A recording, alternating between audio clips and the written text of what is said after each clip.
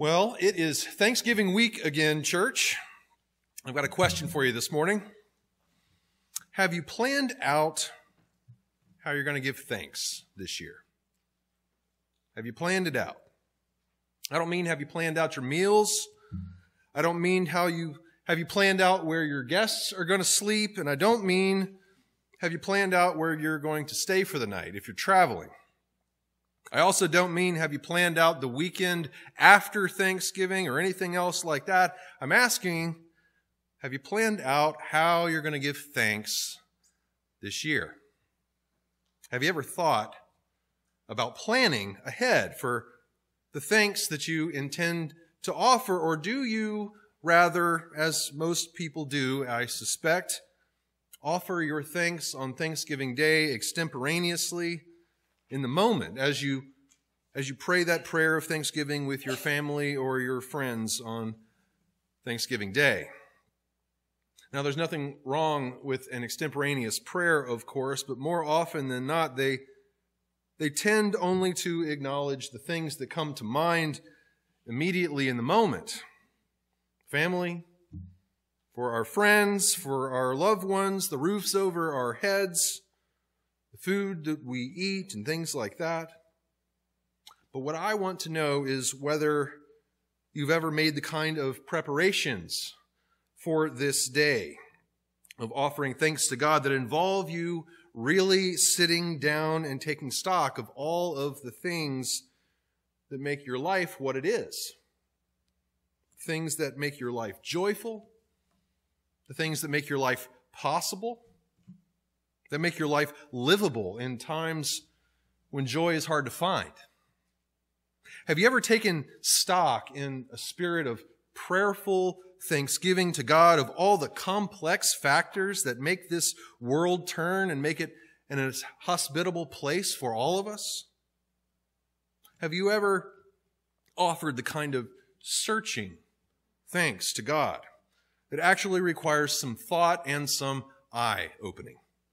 A thoughtful and a searching thanksgiving to God. You know, sometimes, ironically enough, the actual giving of thanks can become something of an afterthought on Thanksgiving. If we try to offer our thanks as part of the blessing for the meal, when everyone is hungry and just wants to get to the turkey and the dressing, well, that doesn't always foster the kind of searching and reflective thanks that the day really calls for. If we try to give our thanks after the meal, it's a race with the tryptophan to see if we can get the thanks in before everyone falls asleep. Have you ever considered planning out in advance in a searching and quiet and intentional time of reflection how you plan to offer thanks to God who makes all of this possible, who authors all of life's joys and graces, who holds all of our lives together and sustains all of this world around us? Have you ever considered planning out in advance what you intend to thank God for on this holy day of acknowledgement? It's kind of a battle, to keep Thanksgiving about giving our thanks. It's so easy to let that part be the part that we neglect or shorten. It's easy to allow this holiday to become about everything else besides the offering of thanks. As often happens, I gave my sermon a title this week before I actually knew what it was going to be about and wrote the sermon. So I want to change my sermon title today from making a habit of thanks to making plans for Thanksgiving. Making plans for Thanksgiving, because what I really want to talk about is how we might best go about planning in advance for a celebration like this one. And I want to make some suggestions that will help us all, I think, enter into this week in the true spirit that it calls for. I want to begin by looking closely at this reading for this morning from the book of Deuteronomy. But before I do, I think we should acknowledge at the outset that our Thanksgiving is not like other holidays that we acknowledge on the calendar as holy days. Our Thanksgiving is an American national holiday with a relatively short history to it. It's not on the traditional church calendar, and other countries around the world, as you may know, have different days that they set aside to offer their thanks. I discovered Canada, of course, has its own Thanksgiving. So does Germany. So does Liberia and Japan and Puerto Rico and the Netherlands. Many of them are traditionally celebrations for harvest days. But did you know that most of the countries around the world don't have an official Thanksgiving Day celebration? There are only about 9 or 10. Ancient Israel, though, ancient Israel is one of the ones that did have a Thanksgiving celebration, as we read this morning in the 26th chapter of the book of Deuteronomy. And in this case, what's being called for is a celebration for the day when the Israelites would inherit and settle down in the land and build the temple where God will make a dwelling place for his name. It says, now you'll have to remember that the book of Deuteronomy is a book of the Bible that is addressed to the Hebrew people still wandering around in the Exodus. The first words of this book read, these are the words that Moses spoke to all of Israel on the other side of the Jordan. It's a book of instruction, essentially, for how they ought to live in the land once they cross over the Jordan and inherit that land of promise. So most everything in this book is about planning ahead. The laws and the instructions that are provided in this book are pitched as the ways that Israel ought to live once it crosses this river and settles in this land. It's a book that carries a strong memory of everything that the Israelites had gone through in order to get to this point, standing across Jordan and looking across it to the place that they had been hoping for and journeying to for years. And so what's being said here in this 26th chapter isn't some obscure law or holiday that's being prescribed for this people. In many ways, it's the climax of this book. They've come so far. Moses has told them for most of this book what's required of them to live well in this land, and now it's time to celebrate. It's the plan for how they ought to offer their thanks once they actually come into all of this inheritance that they've been looking forward to and walking towards in faith. And here's how they're told to celebrate. Here's what they are to plan in advance for as they look ahead to this day of celebration. First thing he tells them to do is to bring and offer all of the first fruits of the ground that you harvest, quote unquote, from the land that God is giving you. Now let me tell you what this means. It doesn't mean bring any old offering you like as an expression of gratitude. That's not what it means. What he's asking them to do here is to bring the first portion of the visible fruit of the ground that they've been blessed with. Remember, the gift that they've been given in this book is the land. The land is the gift, a place to live, a place to settle and make a space for a life of blessing, a place that's physically going to feed them with the food that comes up year to year. Land is a holy idea in the book of Deuteronomy. It's a divine gift. It's the place they have to be very careful to enter. It's a place where, because it's God's gift to them, this people has to learn to live well and in a very particular way if they're going to live in this land, living up to all of God's conditions for justice and for religious observance, because this is God's land and it's God's gift to this people.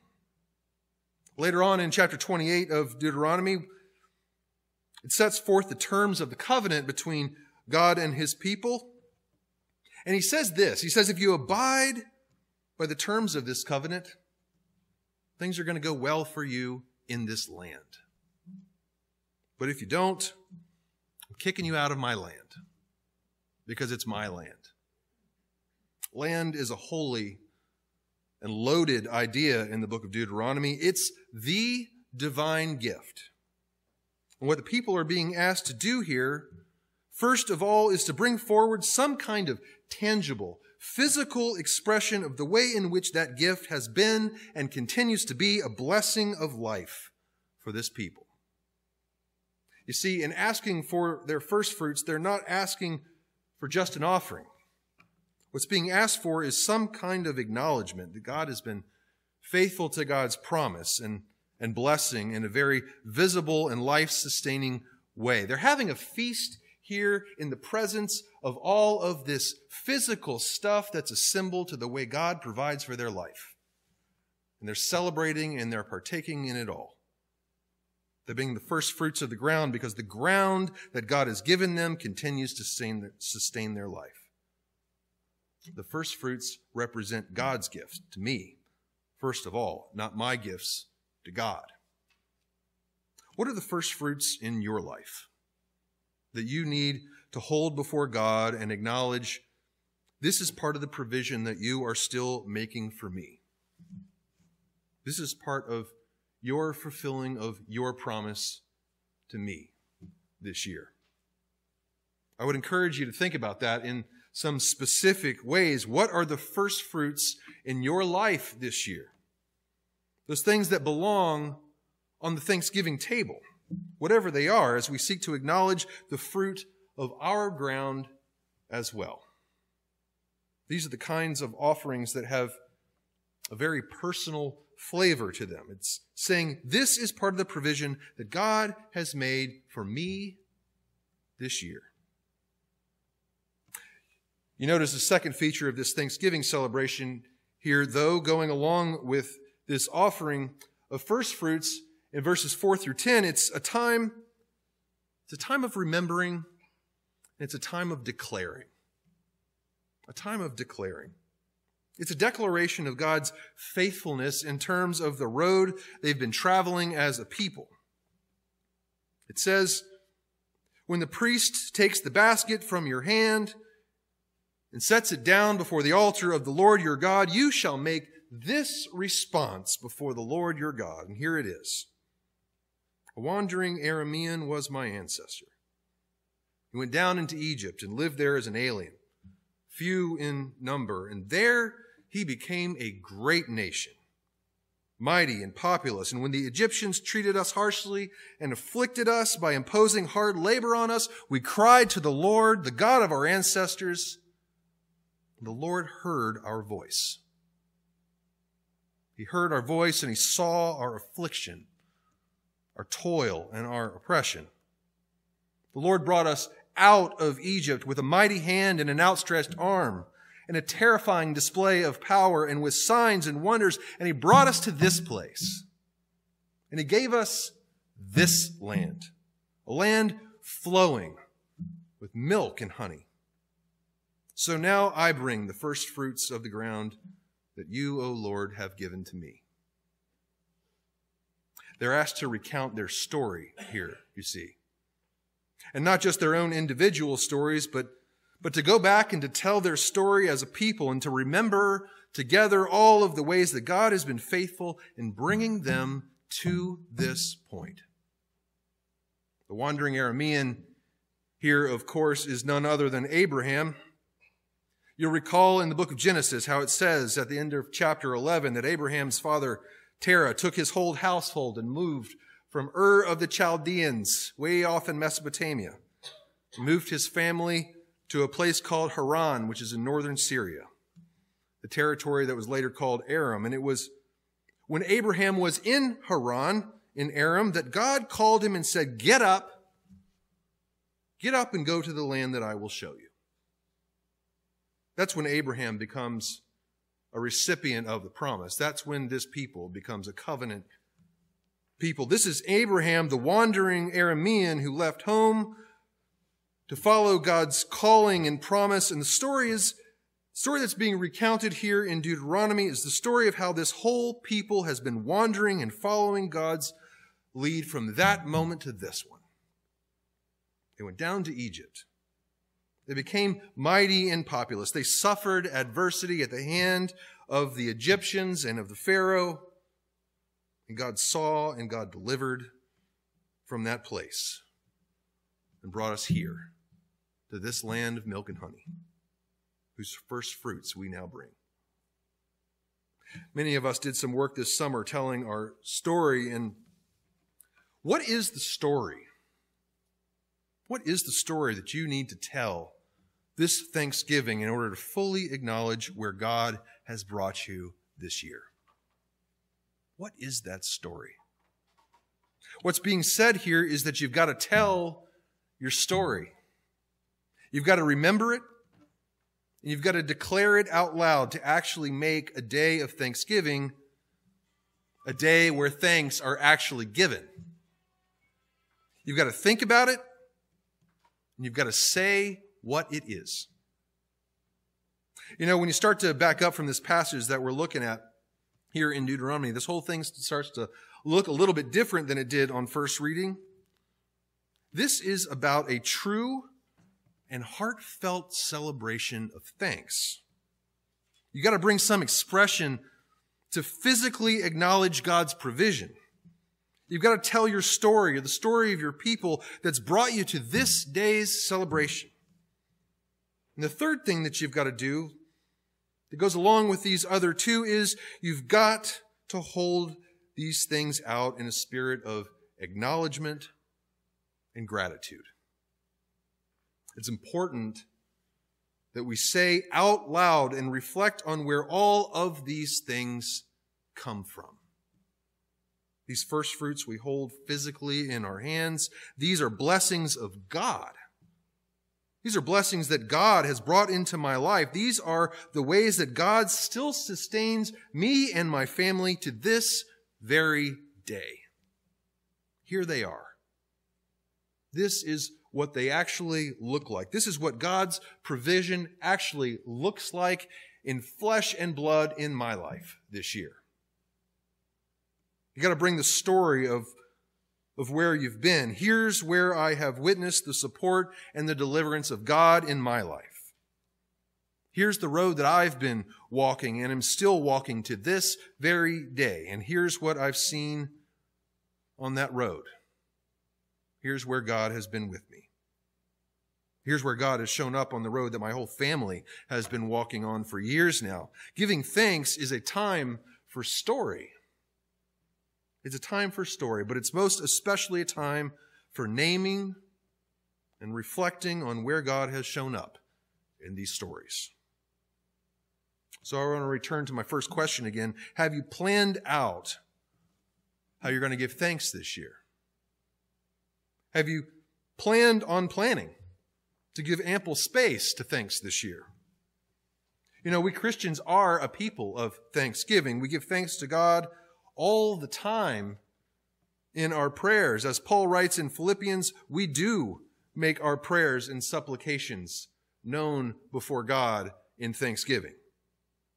But there is also, I think, an important place for the kind of intentional celebration of thanks that Deuteronomy is talking about. That's the spirit in which our Thanksgiving was established, I think. And it's an opportunity to really be thoughtful and to really be intentional, to really allow the full weight of the provision and goodness of God in our lives to really make an impression on us as we try to acknowledge what it is and what it actually looks like. So as you plan ahead for your Thanksgiving this week, I want you to consider adding these three things to your to-do list. In fact, I want you to put these at the top of your to-do list. Number one, what are your first fruits? What are your first fruits? What are the things that you can bring to the table this year and share out loud with others that physically and tangibly embody God's continued faithfulness and provision in your life? What are those things? Number two, what are your stories? What are the events in your life that you need to share this year that testify to where God has been faithful to you? To where you and your family have seen and felt the hand of God carrying you along the road? What is it that has brought you through to this day, to this land? And finally, number 3, giving thanks is about acknowledgement. It's about acknowledgement. It's about ascribing credit. Let's make this a celebration where we ascribe all of the credit for our blessings, all of the glory to the God who knows our every need, who remains at our side through the good times and through the bad, who holds us and invites us and feeds us and surrounds us with graces and blessings too numerous to count. And all of God's people said, Amen. Amen.